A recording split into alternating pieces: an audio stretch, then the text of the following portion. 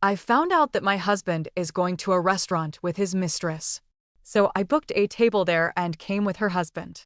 I used to believe that the sound of Andrew's keys rattling in the front lock was the surest signal that everything in my life was exactly where it should be.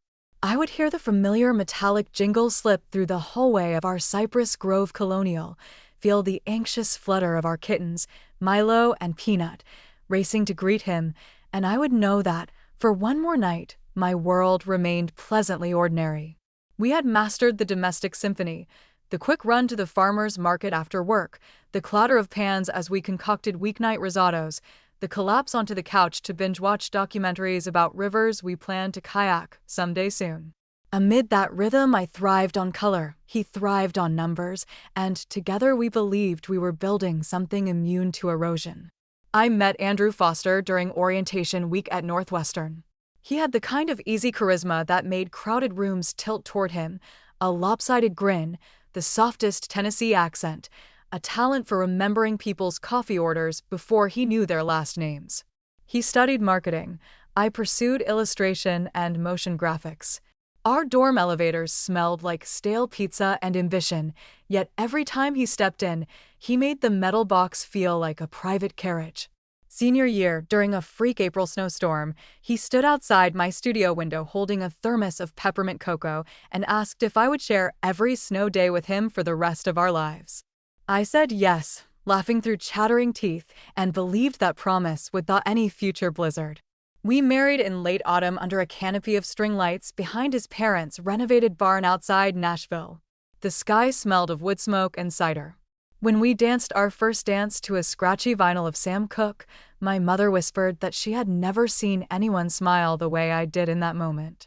After the honeymoon, we settled outside Chicago, halfway between my agency in the Loop and the glass office tower, where he managed regional enterprise sales for an up-and-coming cloud security firm.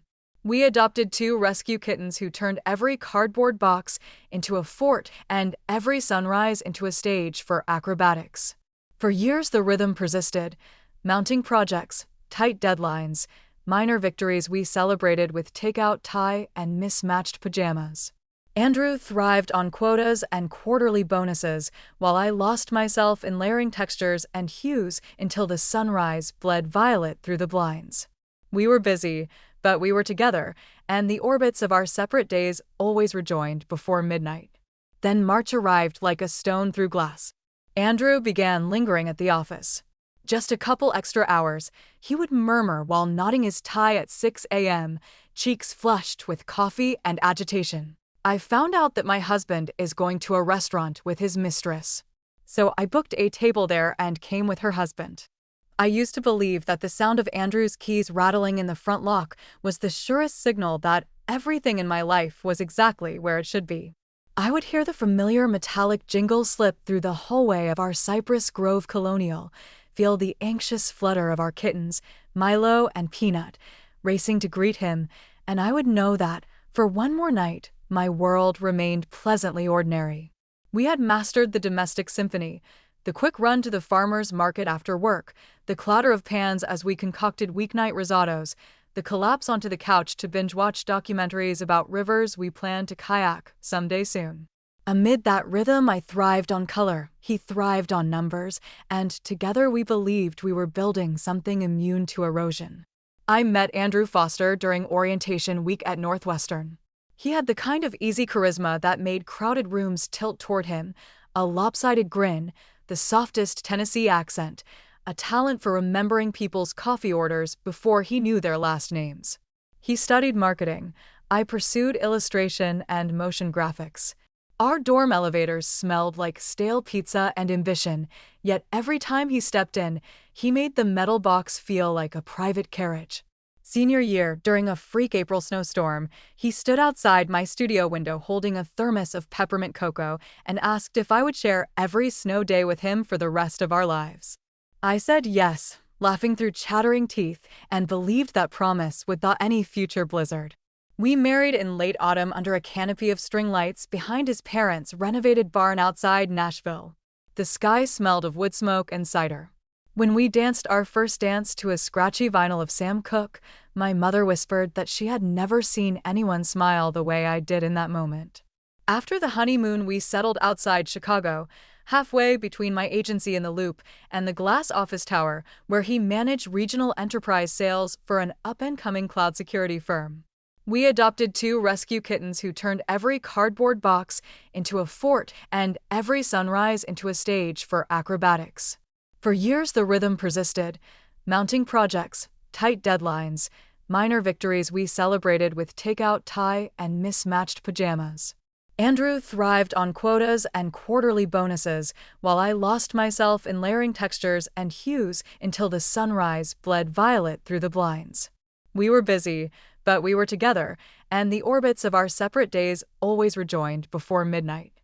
Then March arrived like a stone through glass. Andrew began lingering at the office. Just a couple extra hours, he would murmur while knotting his tie at 6 a.m., cheeks flushed with coffee and agitation. He started solitary evening jogs even when ice still glazed the sidewalks. The kittens would sit on the back of the sofa staring at the front door long after he should have returned. I tried to bury my dread in freelance commissions and high-energy playlists, yet unease seeped between the beats. One Wednesday, I drove downtown to surprise him with pastries from our favorite French bakery. The receptionist told me he had stepped out for the afternoon. His coat still hung on his chair. His phone, however, was gone. I left the pastry box on his desk, tucked a note inside that read, "Proud of you, love, C." He never mentioned it. I convinced myself the pressure of onboarding a global client explained the secrecy. I took up hot yoga to burn away paranoia, bought cedar incense, rewatched comforting cartoons. But dread behaves like mold. It blossoms in darkness, contaminates the air you didn't know you were breathing. The discovery arrived via a casual swipe. Andrew's tablet lay on the coffee table, unlocked. A push notification from a reservation app flared, confirming table for 2, Friday, May 2nd, 8 p.m., the Copper Finch, reservation name, Lauren Adams. The Copper Finch was no bland steakhouse suitable for client schmoozing. It was candlelit, with a jazz trio and a chef who infused even the butter with black truffle. My pulse pounded so brutally I could hear it inside my skull. When I confronted Andrew, his eyes flickered everywhere except my face. He muttered about an investor dinner, insisted it was company protocol, that he hadn't thought to mention it. The name on the booking, one I had never heard, twisted between us like barbed wire. I nodded, retreated to the bedroom, and cried soundlessly until sunrise painted the curtains bittersweet. Sleepless resolve hardened into strategy. I phoned the Copper Finch at noon, introduced myself as Claire Mitchell, and requested their most atmospheric window table for the same date and time. My voice was so calm I startled myself. I added a covert request. If a party under the name Claire Mitchell arrived with a companion, please guide them to the private tasting lounge, but allow me a glimpse of my table neighbors first. The hostess paused, sensing drama, then agreed with professional neutrality. Friday unfurled with surreal clarity. I spent the day at the agency exporting banner animations, yet feeling as though an unseen director orchestrated me. At 5, I drove home, fed the kittens, showered, and slipped into a sapphire wrap dress I had been saving for our upcoming anniversary. I painted a deliberate scarlet smile, pinned my hair so not a single chestnut strand escaped, and slid my grandmother's opal earrings into place. Each ritual felt like forging armor. I arrived at the Copper Finch 10 minutes early. The maitre d', a graceful man in a charcoal waistcoat, addressed me as Ms. Mitchell and escorted me to a table where the city lights glittered like scattered sequins beyond the pane. A chilled flute of water trembled against the white linen as I rested my fingertips on the rim, steadying myself. At precisely 8, the door swung open and Andrew stepped in, laughing at something a woman beside him had said. She wore an emerald sheath dress and heels that clicked like coins on marble. Her mahogany hair curled over one shoulder, her hand rested familiarly on Andrew's arm. My breath snagged. The hostess signaled discreetly. It was time. Heart thundering, I followed an attendant between tables until Andrew's profile came fully into view.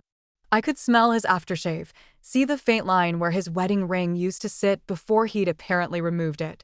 Lauren's perfume was floral, assertive. We stopped adjacent to their table. The attendant murmured code into a headset. I stepped forward. Chairs scraped as they looked up. "Good evening, Andrew." "Good evening, Lauren," I said, voice level, pulse raging. "I hope I'm not intruding." Lauren's pupils dilated. She glanced at Andrew, searching for instruction that didn't come. He stammered my name, or rather, the nickname only his mother used, but I raised a hand. "No explanations necessary," I assured him. "We're all adults. Let's enjoy the meal."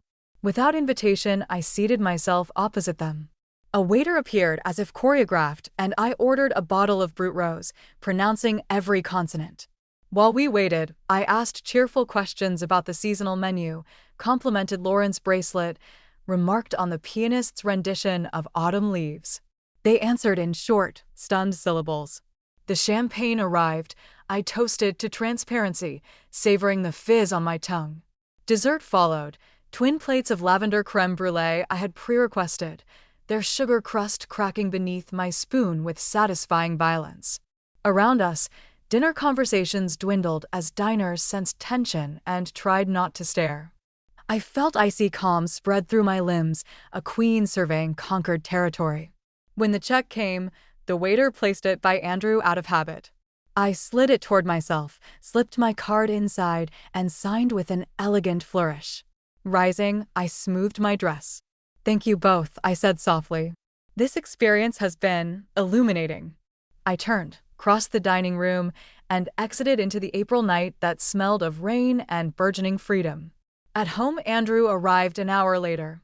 He hovered in the doorway, clutching his discarded ring like a talisman, apology tumbling from his lips. I listened, silent, my arms folded to still their shaking. When he paused for breath, I told him I would not debate loyalty with someone who had auctioned his for the price of ambience and plausible deniability. An hour later, he packed a suitcase, left his house key on the console, and vanished into the dark. The divorce filings were clinical and swift. The judge signed the decree before summer fully ripened. Our property divided, the house listed, the kittens awarded to me without contest. Andrew wired the settlement and sent, via courier, a box of keepsakes, movie stubs, forgotten anniversary cards, the ticket from the Sam Cooke final. I never opened it. People imagine divorce as a thunderclap, but for me it was a dawn. The mornings grew louder with birdsong. The windows welcomed uncurated sunshine.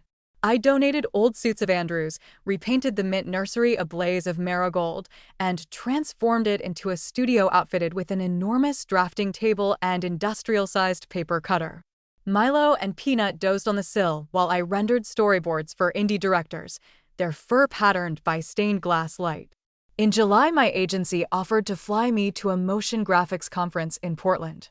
On the flight, I journaled 9 pages about autonomy and fear, about how betrayal can cauterize you so cleanly you forget there was an open wound. I walked among food trucks, learned how to taste coffee properly, exchanged insights with animators from Tokyo and Dublin. When the keynote speaker described creativity as the art of embracing your own questions, I realized I hadn't asked myself a meaningful question in years. Back in Illinois, I accepted a promotion, raised my rates, and began saving for a solo trip through the Pacific Northwest. I planted a balcony garden, basil, thyme, and one gangly tomato vine that insisted on living. I hosted Saturday dinners for friends where laughter rebounded off the bare walls until midnight. On quiet nights, I watched the thunderstorms roll over Lake Michigan and thanked the universe for teaching me that sometimes the things we fear are simply doorways. One crisp October afternoon, I found myself at the same French bakery holding 2 almond croissants. A stranger ahead of me in line dropped his wallet. I retrieved it. He wore tortoiseshell glasses and a charcoal sweater that matched his gray-flecked beard. We struck up conversation about pastry, then about street photography, then about how the city seems to blush when the maples ignite. His name was Marcus Hayes, a documentary editor visiting from Minneapolis. We sat at a sidewalk table, shared our past lives in thumbnail sketches, exchanged emails, and promised nothing beyond the possibility of more laughter. I do not know what Marcus will become to me. Perhaps only a kind memory of butterflakes and laughter. Perhaps a chapter. I have learned not to draft conclusions before the story agrees to be written. What I do know is that my heart, once clenched into a fist, now opens like a palm to rain. Some evenings I replay the night at the Copper Finch, consider the orchestral precision of my entrance, the crystalline pop of champagne, the tremor in Andrew's throat. I used to wonder whether the scene was vindication or vengeance. Lately I see it as neither. It was a mirror, tilting toward all three of us, reflecting truths we each would rather have concealed. Andrew's face showed terror at being confronted by the life he had chosen to betray. Lauren's revealed the moment illusion collapsed. Mine displayed a woman meeting her own courage mid-stride. Healing, I have discovered, is less about patching the cracks than about acknowledging the mosaic they form. The gaps between the tesserae let the light through. When Milo curls beside me on the couch, when Peanut chases dust motes across the studio floor, when I lock the door each night without waiting for keys to rattle, I understand that being alone is nothing like being abandoned. It is a room whose windows I can open at will.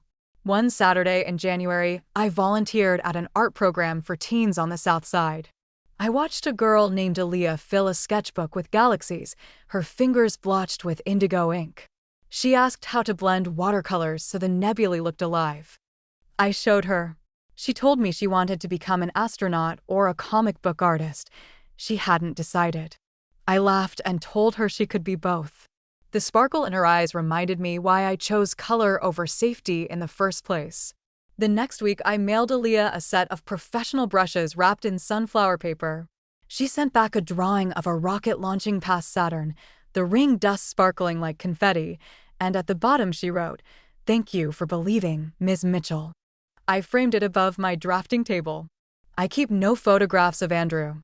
If a memory surfaces, I let it. Memories are weather. They pass. What stays is the outline of my own resilience, drawn in ink that refuses to fade. There are mornings when the sun hits the marigold walls so hard the room glows like it is on fire, and in that blaze I see every version of myself I have ever been: the college girl in a borrowed coat, the new wife under barn lights, the betrayed woman in a sapphire dress, and the artist rebuilding her sky, all layered like panes of stained glass, each one clarifying the next. My friends tease that I should write a memoir, marketed as a thriller with a restaurant confrontation hook. Perhaps I will someday. For now, I am content to live its sequel in real time, one deliberate brushstroke after another, crafting narratives that animate screens and, quietly, reorganize my own. When I sign my completed pieces, I no longer close the loop of the final letter the way I used to. Instead, I let the line glide forward, uncontained by the customary flourish. Claire Mitchell, a name still mine, yet no longer defined by the echo of keys in the door. It is a signature that promises continuation, an arrow pointing toward the blank space beyond the margin where the next scene waits, unafraid. In late spring, I finally embarked on the drive I had promised myself, Chicago to Vancouver by way of winding mountain passes and lone stretch highways that cut across prairies like pale ribbons. I rented a compact camper van painted a jubilant shade of teal and named it Juniper after my favorite Prismacolor marker. The trip began in a drizzle that stippled the windshield, but by the time I reached South Dakota, the sky was a glass dome humming with light. I taught myself to use the manual transmission on dirt roads lined with sun-bleached billboards and felt a thrill each time the engine complied with my uncertain footwork. Somewhere near Bozeman, I hiked an overlooked trail at dawn. The path was slick with snow melt, and a curious elk regarded me like an unannounced guest. On the summit, I unfolded a travel watercolor pad and attempted to capture the drama of sun igniting the Gallatin Range, but the colors felt too timid. I dipped my brush directly into melted snow pooled in a granite crevice and let it bleed across the page. The resulting blotch resembled a phoenix breaking free from ash. I laughed aloud, startling a raven whose wings sliced the air in reprimand. In Spokane, I spent an afternoon with my Aunt Valerie, a retired geologist who collects antique marbles and reads detective novels loudly because she insists the characters need to hear her. Over grilled peaches and goat cheese salad, she told me that rocks are the Earth's archive, a record of every trauma and tumble the planet has endured.